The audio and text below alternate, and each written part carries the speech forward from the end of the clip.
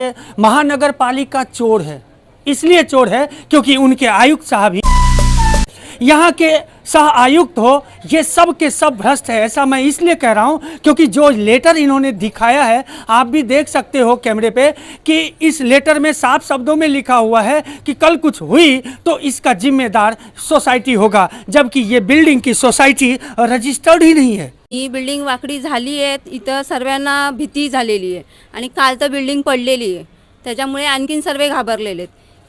कोई नेता, आप लोग समाज सेवक तो वसई विरार शहर में भरे पड़े हुए हैं, कहीं जाके मदद नहीं मांगी आप लोगों ने?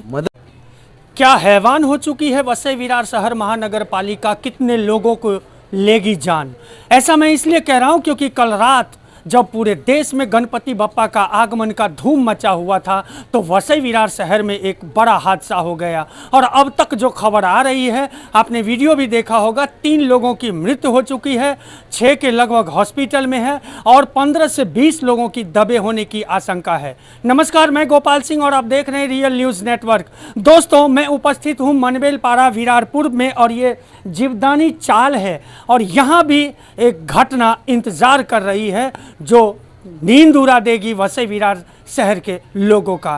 क्या है माजरा, वही मैं दिखाने जा रहा हूं, तो बने रहिए और देखते रहिए रियल न्यूज़ नेटवर्क। ताई, क्या है प्रॉब्लेम, क्या है? बिल्डिंग वाकडी झालेली आहे हे तुम्हाला आम्ही सांगितलेलं होतं आणि ही बिल्डिंग वाकडी झाली आहे, इथं सर्वांना भीती झालेली आहे आणि काल तर बिल्डिंग पडलेली आहे, त्याच्यामुळे आणखीन सर्व घाबरलेले आहेत। आता इथे आम्ही हे रिपोर्ट हे ते सर्वे केलेले आहेत। हाँ, ये लेटर है और एक लेटर आपने ये भी दिया है, इसमें 2A घोषित किया हुआ है। 4 मंजिला इमारत है, श्री जीवदानी अपार्टमेंट मनबेल पारा विरारपुर में। तो क्या कोई कार्रवाई नहीं, सिर्फ लेटरबाजी हो रही नाही। आणि दुसरी गोष्ट, महानगरपालिकेने डायरेक्ट ह्यांच्यावर ढकललेलं आहे की हे लोक जिम्मेदारी घेणार सोसायटीतले।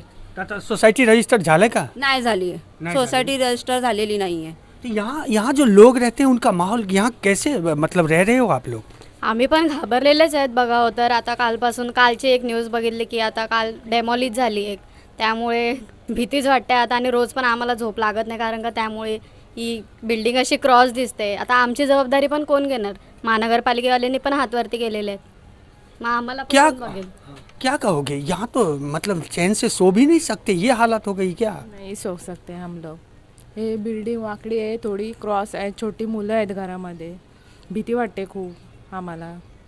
क्या कहोगे ताई?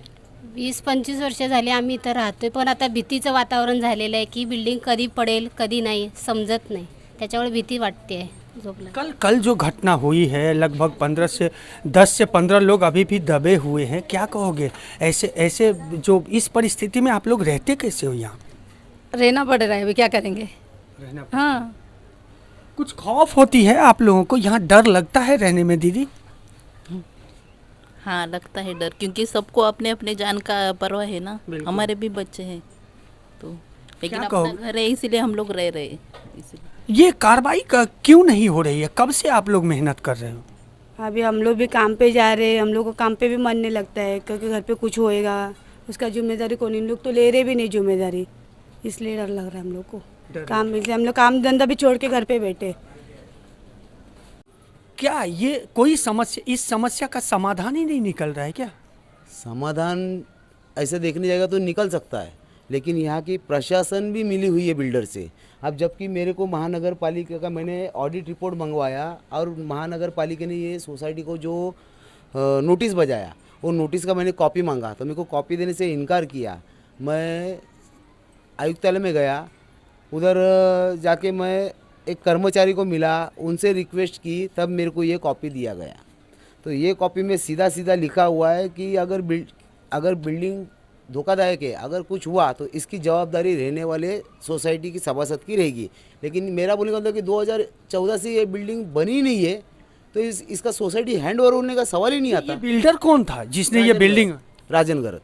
तो कोई नेता, आप लोग समाज सेवक तो वसई विरार शहर में भरे पड़े हुए हैं, कहीं जाके मदद नहीं मांगी आप लोगों ने? मदद सबके पास मांगी, लेकिन अभी क्या हो गया कि मेरा बोलने का मतलब एक ही है कि ये बिल्डिंग कौन से साल में बनी? 2014 में। उस टाइम पे का आमदार कौन था? उस टाइम पे नगर सेवक कौन था? नगर सेवक ने भी हाथ धोए हर बिल्डिंग में कारगिल से के बनने पड़ा तक हर बिल्डिंग में नगर सेवक का 1 रूम 2 रूम फिक्स है। महानगर पालिका ZZ आके लेके जाती है 1.5 लाख रुपया हर स्लैब के पीछे। जब महानगर पालिका परमिशन नहीं दे रही है तो बिल्डिंग डेमोलिशन क्यों नहीं करती? उनको काम करने का अधिकार किसने दिया?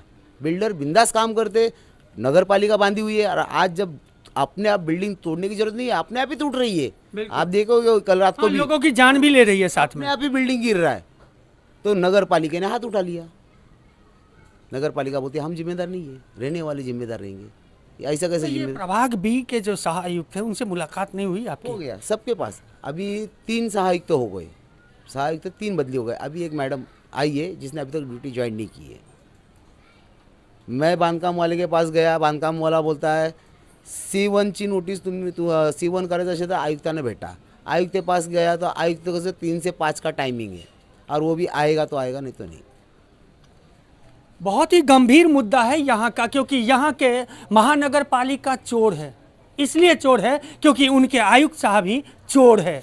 यहाँ के सह आयुक्त हो, ये सब के सब भ्रष्ट है। ऐसा मैं इसलिए कह रहा हूँ क्योंकि जो लेटर इन्होंने दिखाया है, आप भी देख सकते हो कैमरे पे, कि इस लेटर में साफ शब्दों में लिखा हुआ है कि कल कुछ हुई तो इसका जिम्मेदार सोसाइटी होगा, जबकि ये बिल्डिंग की सोसाइटी रजिस्टर्ड ही नहीं है। तो सवाल पैदा होता है मुआवजा देगा कौन? और रही बात, क्या मरने के बाद मुआवजा लेने के लिए लोग घर लेते हैं? क्या मुआवजा लेने के लिए ही चाली में घर लेते हैं और उसमें रहते हैं? क्या मुआवजा चाहिए, जीवन नहीं? दोस्तों, ये वसई विरार शहर महानगर पालिका कितना भ्रष्ट है, ये इसका ताज़ा उदाहरण है। लेकिन अगर कल कुछ हुआ तो फिर जिम्मेदार कौन होगा? क्योंकि यहाँ लगभग 50 से 60 चाली सीधा जड इस बिल्डिंग में आ रहा है। कल कुछ हुई तो उसका भी जिम्मेदार कोई और नहीं, वसई विरार शहर महानगर पालिका होगा। दोस्तों, आपकी प्रतिक्रिया कमेंट के माध्यम से हमें ज़रूर बताएं और हमारे चैनल को लाइक, सब्सक्राइब और शेयर करना ना भूलें।